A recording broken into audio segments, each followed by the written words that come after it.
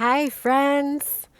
Thank you for tuning in. I wanted to wish you all a happy new year and take a moment to just kind of inventory reflections from 2020 and verbalize aspirations for 2021. And so, with that, 2020 is easily the year that none of us expected, wrought with challenge upon challenge upon challenge. Maybe not for everybody, but definitely for me and my daughter. This has been a very challenging year and not without silver linings. I feel like this year is the year that actually got me quite skilled in seeing the silver linings in everything. And for that, I'm super grateful.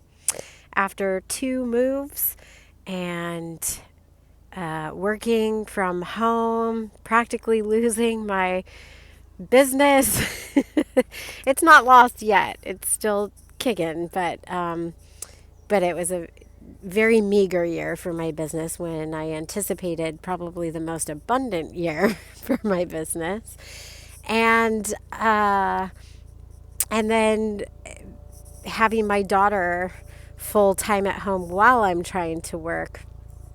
So many blessings with all of that. You might be able to hear the Coast Guard. Let's see if you can see it. Oh, the light is too bright over there.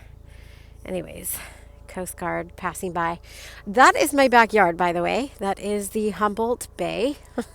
So, and the front yard, I guess you could say, is the Pacific Ocean, which is super exciting. You can see waves from my new home.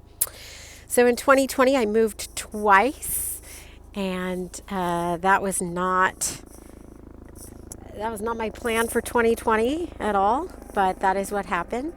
But now the silver lining is that's my backyard. It's amazing. So, yeah. And then not having care for my daughter and being on with her 100% since March 13th, with the exception of a couple handoffs to friends for play dates while I worked. The silver lining there, as my daughter has repeatedly pointed out, is that we got to spend more time together this year than we otherwise would have, just because of work and school. And this year gave me time that I've always wanted to have with my daughter. Unfortunately, I don't get to focus on making that just fun and play full time. But it is time that we had together and really developed a solid rhythm with each other, which is really cool. She dropped into sync with mine and I with hers, and yeah, we've been able to do that together. And yes, I also feel blessed that I was able to get, at a time when the United States of America had the lowest unemployment rate ever in the history of the United States, and then went to the highest unemployment rate that the U.S. has ever seen in a matter of weeks.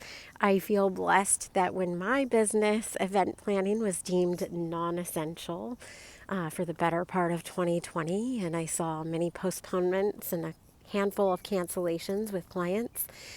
I'm super grateful that I was able to pick up some extra work.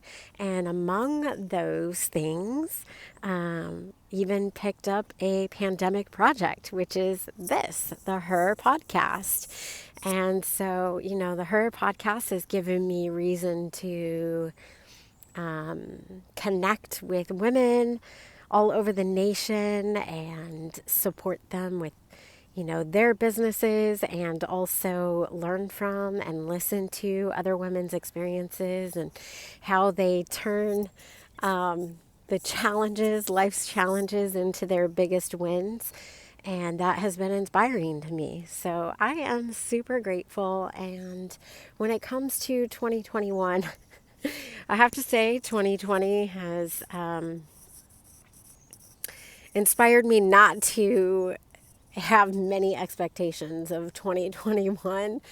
I think that going into 2021, my life is simpler, and out of that, I'm looking forward to rebuilding a really strong foundation.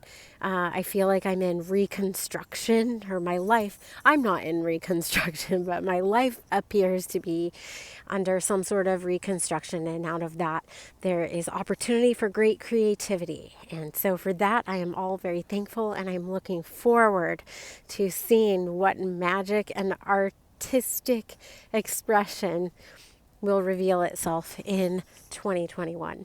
So, thank you very much for being our listeners of the H.E.R podcast. And I look forward to connecting with you more. Have a fantastic new year, and we'll talk soon.